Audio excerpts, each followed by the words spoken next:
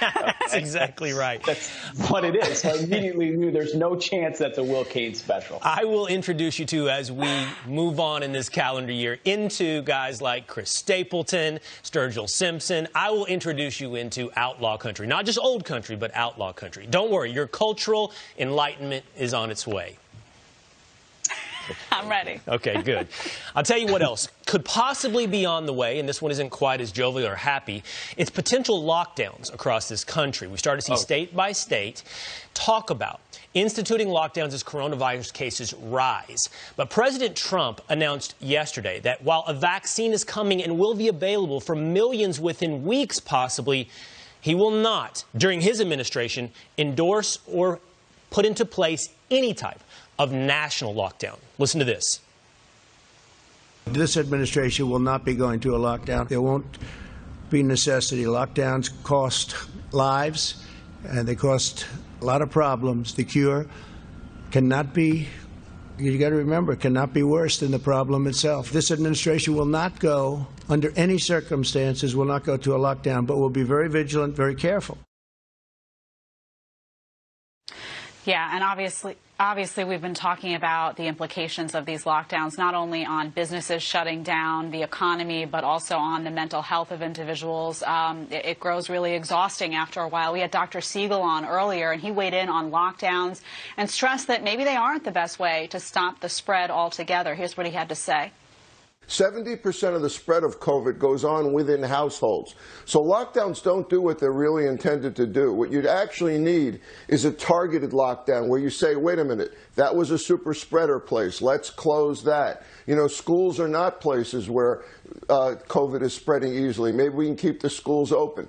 That's the way to look at it. If we can do the basic public health measures and keep the testing going up, then lockdowns shouldn't be necessary. Yeah, you know, guys, I was in Manhattan. I try not to go in there too often these days, but I was in there the other day, and I looked around and saw so many stores in my old neighborhood shut down, so many restaurants, so many mom and pop shops, that it was really heartbreaking. And you have to think of those families. You have to think of people struggling to pay their bills.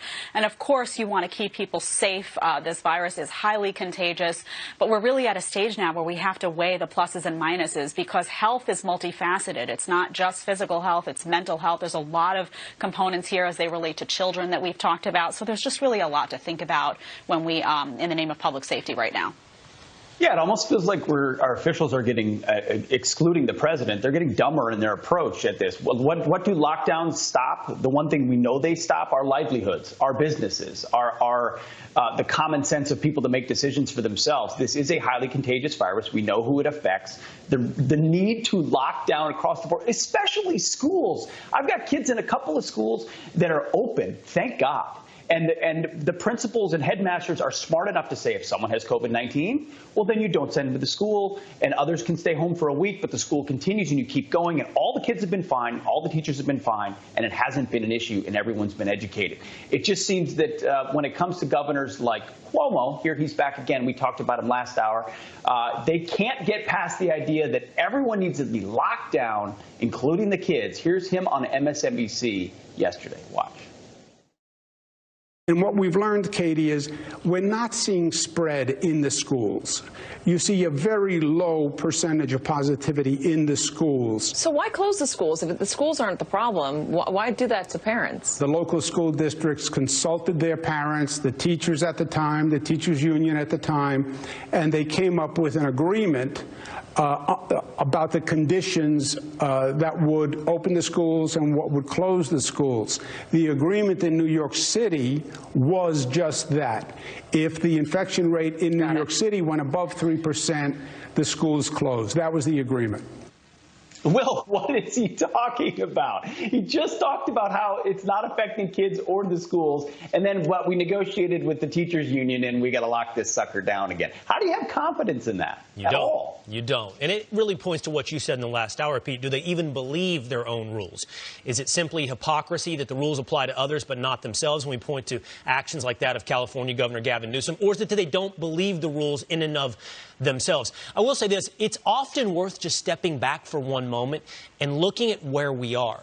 What we have experienced over the past year is the biggest usurpation of government authority in perhaps, I don't know, half a century.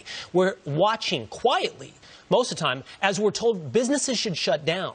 Thanksgiving gatherings should not occur. Just step back for a moment and go, wow, this is the place we have arrived at in our lives in 2020. Well, not everyone, I guess. Cases are rising in Mississippi, but Governor Tate Reeves has said no matter what comes, Mississippi will not, even if it's a national mandate under a Biden administration, lock down. This is what he told Neil Cavuto on Friday. It worries me when I see some of his leading advisors talking about a 4 to 6 week lockdown across the nation. Right. It scares people. I can't tell you the number of people that I've heard from, small business owners in my state, that are concerned about this prospect. And that's the reason I thought it was so important that I make very clear that in Mississippi we are not going to participate in a nationwide lockdown. We're not going to shut down our economy in our state because our small business owners and, quite frankly, the hundreds of thousands of Mississippians that work for them simply cannot afford to allow that to happen. No, nobody can afford that to happen. Also, South Dakota Governor Kristi Noem, she tweeted the following, just like we said, Biden's team wants lockdowns. We already know that lockdowns don't stop the spread of the virus. However, they destroy small businesses and jobs, and they make it difficult for families to put food on the table. Jedediah, I think my point is just one of perspective, just one of pulling back for one moment and looking at the year 2020 and what we've allowed in terms of government authority, mandates, and this election that we've all talked about, and the investigations into any potential fraud. One thing we have to acknowledge is just simply that was wild. Massive mail-in ballots? That's different. That's irregular. The entire year, what we've watched is everything in our lives turned upside down. Mm-hmm. Yeah, and I think when it comes to the lockdowns, this is going to be a big challenge for the Biden team because you are going to have pushback from a lot of governors who are hearing from citizens of those states who are saying, listen, we can't afford this anymore. And the truth is, even if they came out and said that it would be temporary, that it would be 2 to 3 weeks, no one's going to believe them because that's what they said last time, that it was to flatten the curve. And people felt very deceived by that because then ultimately when the curve was flattened, things just persisted and persisted, and they're still going in many cases. And now, you know, when it comes to indoor dining, when it comes to, you know, we see regulations trickling in places like New York with limitations and curfews coming back for 10 p.m. So it's very scary to people. And you always have to remember, I mean, people have to put food on the table. They have families to support. So there's going to be plenty of pushback around the country against a lockdown because people just can't handle it a second time around, at least not at that level that it occurred the first time. Yeah, guys, I'm reminded of National Lampoon's Summer Vacation when Chevy Chase drives all the way across the country to Wally World, and then he confronts the moose, and the moose tells him, folks, we're closed for 2 weeks. And then he says, Moose says you're closed, I say you're open. Okay? And I think the 73 million Americans who voted for President Trump are looking, they did not vote for lockdowns. They know that there's a 99.9% survival rate of the virus for most people. They want their kids in school. They were heartened by the Attila's Gyms and Ian Smith and the salon owners and the barbers who in the first lockdown sort of set the example, but they were almost alone in doing so. I think a lot of people looked at that and said, if it were to happen again, I'm going to take part. I think you're going to see a revolt. I think you're going to see people saying, I'm keeping my restaurant open. I'm going to have a family gathering. Call the police on me and my grandpa for getting together in our home. We're not going to be 6 feet apart. We're going to hang out. We know how to handle this ourselves. I just don't think it's going to stand. Hey, Pete. And that will be a clash between the Democrats who want to control everything. Well, I think you're right. Absolutely. I think there will be some rebellion. But, Pete, I would just say I don't think it would be limited to 73 million Trump voters. I don't think economic shutdowns was something that only Republicans were opposed to. In fact, I think if you look this last election, I think economic shutdowns was a winner for Republicans. I think Democrats actually don't even realize all the positions they took in this past election, the American public largely reject, whether or not that be racial politics, identity politics, or economic shutdowns. And I don't think I'm the only one that notices that, for what it's worth, nor any of the three of us, for that matter. Bill Maher on his show last night said the exact same thing. He says, while many might have voted against President Trump, they didn't vote for economic shutdowns and identity politics. Listen to this. Democrats were supposed to flip the Senate and didn't.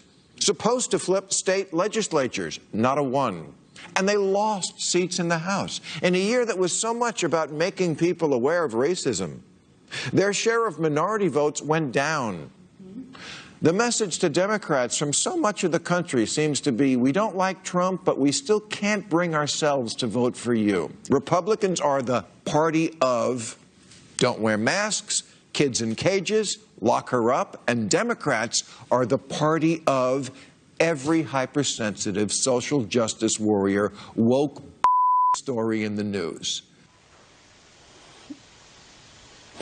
Yeah, so there's some truth. I disagree with some of what he said about Republicans. I don't think all Republicans don't wear masks. That's a stereotype that's gotten too much headway. But regardless, I think some of what he's saying is true about, this woke nonsense that has, taken front and center stage with Democrats. And we talked about the defund the police movement. We talked about, these lockdowns and the implications. The assumption is somehow that, Democrats don't own businesses and Democrats don't have to put food on the table for their families. A lot of Democrats were looking at this and saying, this is wild. This could happen again a second or a third or a fourth time. To what end? So I think Will makes a great point that this was these points, and we talked about defund police in the same capacity, really had the capacity to widen the tent in terms of messaging and who they were actually reaching and you look at the House races and you look at some of the Senate races and the expectations of Democrat wins that were unfulfilled. And I think that these conversations we're having right now were a large part of why that happened. I think you're right. Several of the president's legal challenges have been struck down in Pennsylvania, while a hand recount is underway in Georgia. So what is the president's path forward? Senator Marsha Blackburn is going to give us a preview next.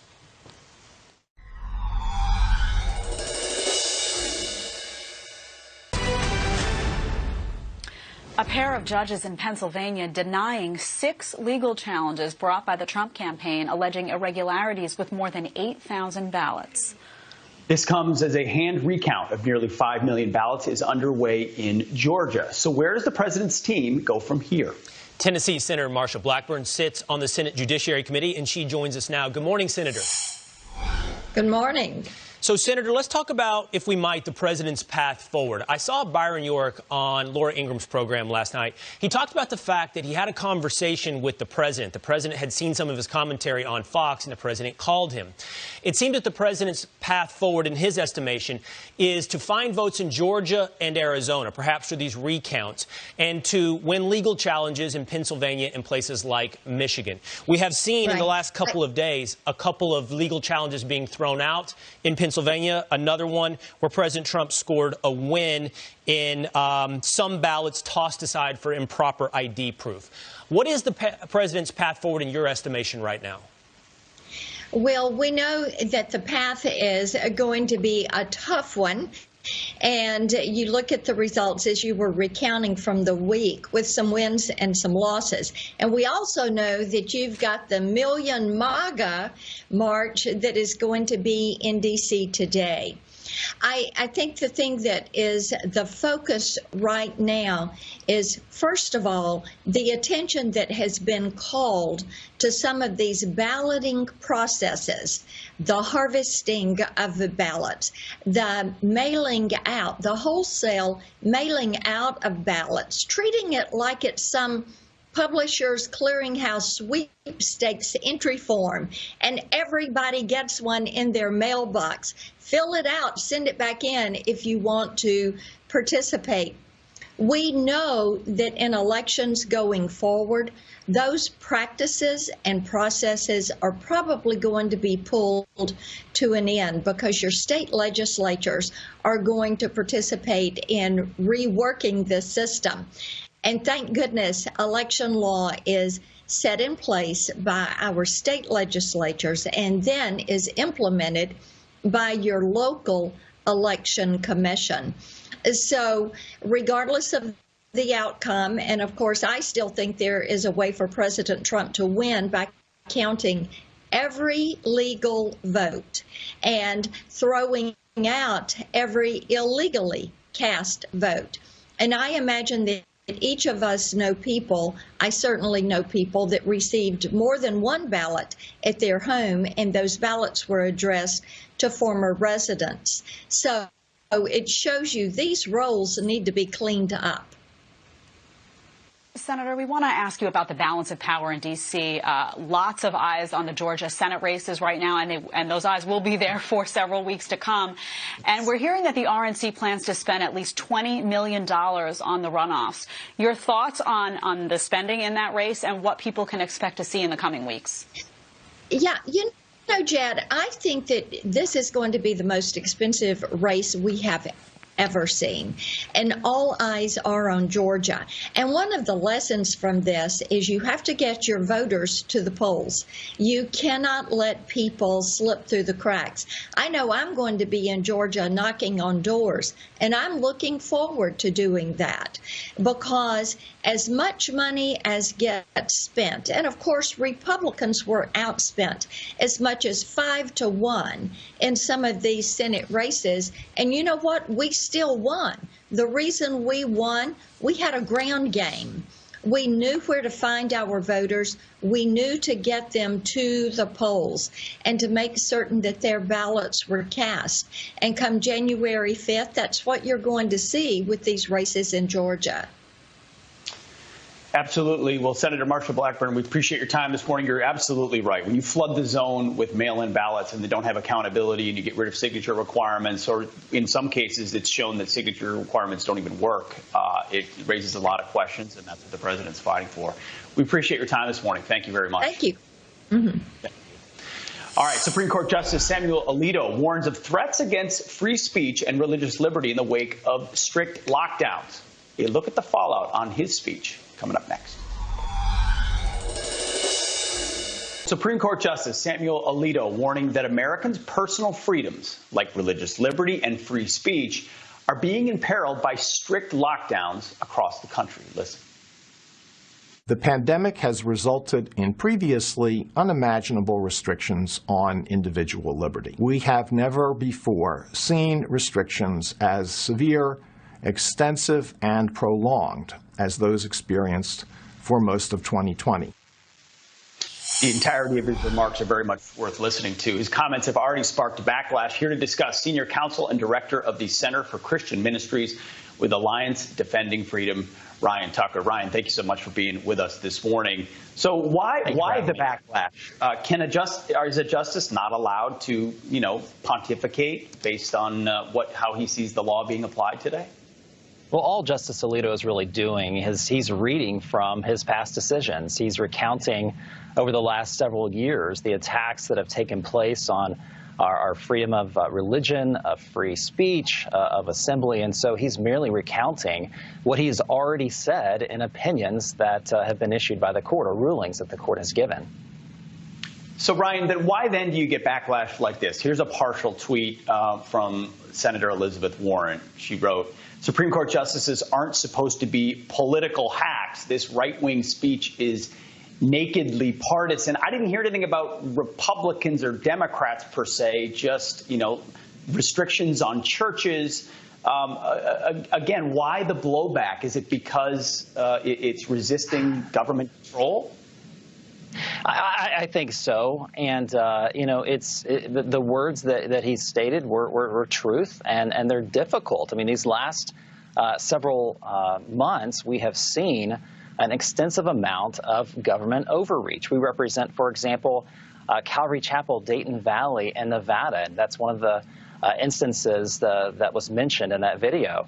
And there, casinos are open at 50% capacity, whereas at the time we filed our lawsuit on behalf of that church, the church doors are limited to 50 people. So you can have thousands of people at a Las Vegas casino playing a blackjack and craps on the casino floor. But if you happen to have a few dozen people inside a church, then those individuals are subject to civil and criminal penalties. So that's absolute insanity, and there shouldn't be any backlash on that. I mean, is any other example needed when you lay it out like that? I mean, you also have unfortunately, my home state of New Jersey, Governor Murphy saying the Bill of Rights is above his pay grade. When you have governors and others speaking in that manner, thank goodness we have Supreme Court justices who look toward first principles and are willing to defend them. Ryan Tucker, thank you very much for your time this morning. We appreciate it. Thank you. Be there all the way through 2021. For how much? All the way For 30 grand, yeah, would you get bored? And I'm sure I'm sure I'd have a better shot than I do today, right here. I bet you could. So you can do the show from there. I can do it from there. Yeah. Forget about it. I'm signing up. All right. Yep. I think I'm about to join you. Rick, you in? Does it include airfare? Who cares at that price? Oh, $30,000. How much are you spending on your mortgage and rent? 30 grand. It costs a lot of money to get to the Maldives. I'm just saying that's an expensive flight. But heck yeah, come on, man. That should be sold out by the time I'm done doing weather right now, is all I can imagine. Here we go. Here's your temps as you're waking up this morning. Cooler weather. Obviously, you guys, we had such an amazing week across much of the eastern seaboard. A lot of that is gone now. We're going to be seeing temps at least across the northeast cool down quite a bit. Out across the west, they've been really cold. Now, there's a little bit of a system moving through that's causing a lot of wind today. Take a look at this. Everywhere you see this yellow, we have wind advisories. Everywhere you see the brown, we have high wind warnings. We're going to be seeing winds today in around the 60-mile-an-hour range, and that means especially along the Front Range where things have been so incredibly dry, we're going to watch for that threat of fires. Now, today is a great day across the East Coast. Enjoy it. Tomorrow, a little bit more shower activity comes. It's from that system that you see that's beginning to develop this morning. A little bit of a front cutting right across parts of the Central Plains. This is what's causing all that wind behind this system, and then behind that is where we have a really significant snowstorm, especially across parts of the Pacific Northwest, getting a lot of rain, getting a lot of mountain snow, not much of that penetrating down across parts of the Southwest where we really need it, but we'll take it even up across parts of the far northern plains and in across parts of the northern Rockies. Temperature-wise, we're talking about a really nice day today across parts of the South. Very windy again, but look at that 80s there. We got the cooler temps back behind this. Overall, really not that bad still yet, not all that cold. All right, guys, back to you. I've got a little math here. So if I heard the story correctly, $30,000 for a year, right? So if you're spending more than $2,500 a month on rent or mortgage, you're getting just the same kind of deal, all right? Your kids are probably, mine are, in distance learning anyway. And I was just told you get airport transfers, Rick. So you got to buy your ticket, but they'll bring you from the airport to the resort. Hey, Will, is it until 2020? Is it until 2021 or all of 2021? There's no way it's a whole year. Jedediah, you read the story. Can you clear this up for us? I actually am not. Oh, it's all through. I'm being told through my ear it's all through 2021. But that's okay. I mean, who gets bored of the beach and beautiful weather? No one. Let's get the shot up and running because Pete and I will be doing the show from the Maldives very soon. All right. All right, still ahead. After Republicans pick up several key victories in the House, Democrats heading back to the drawing board. Our next guest says the socialist wing of the party suffered major... On to another segment here. Amid escalating fights in her own party, Speaker Nancy Pelosi on the defense after predictions for a blue wave in the House fell short. We had a very big win in the last election. It is smaller now, but it is not, we still have the power of the majority. Do you accept any responsibility for the loss in House seats? I take responsibility, credit for winning a majority and holding. Our next guest argues the results of last week's election shows Americans are rejecting socialism, blaming the left wing for the party's losses. Here now to explain, editorial director and research fellow at the Heartland Institute, Justin Haskins. Justin, I can't help but notice the parallel between Pete's story on Bill Belichick holding up his rings and Nancy Pelosi suggesting, no, we won too. Did they win? Can the Democratic Party claim these wins that she's trying to claim?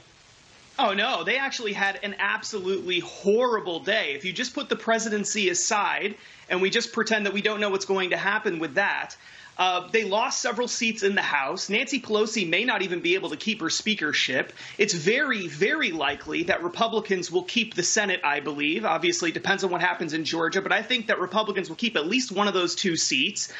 Democratic moderates like Joe Manchin, they're still in Congress, who are going to block the socialist wing of the Democratic Party.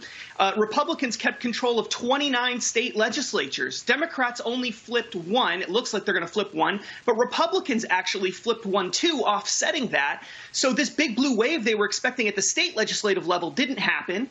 8 out of 11 gubernatorial races were won by Republicans, and the 3 that Democrats won, only 3, were won by incumbents who were expected to win. So when you take all of this together, it's obvious what happened, regardless of whether or not voters voted for Donald Trump. Some of them didn't vote for Donald Trump, but actually voted for Republicans.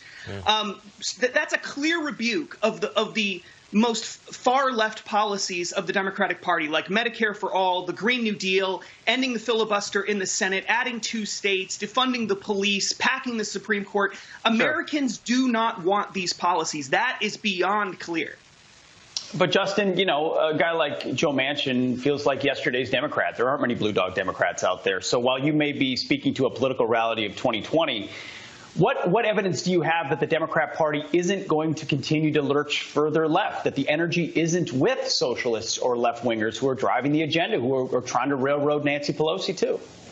Oh, actually, I believe that it will continue lurching left. I don't think there's any question about that at all. In fact, I actually think there's really strong data. We're putting together a report right now at the Heartland Institute that looks at how socialists and far-left progressives did within the Democratic Party during the election. And within the Democratic Party, it looks like they gained a lot of power at the state legislative level and even within House seats.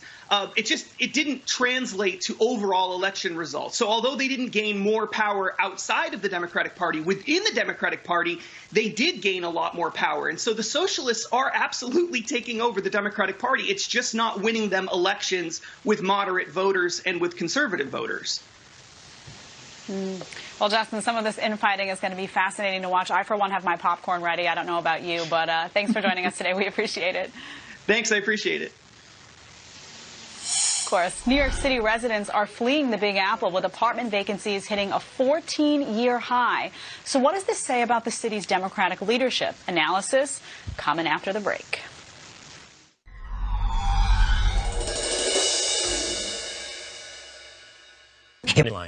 This holiday season, brace yourself for shipping chaos, as online sales are expected to surge up to 35% compared to last year. To help us get a jump start on our Thanksgiving and Christmas holiday shopping and shipping, Kurt the Cyber Guy is here to preview this year's top tech gifts. He joins us right now. Kurt, good morning. Help us out. Hey, Pete, good morning to you. Who knew that Will needed driving lessons as a Christmas gift? We're all pitch in for that, right?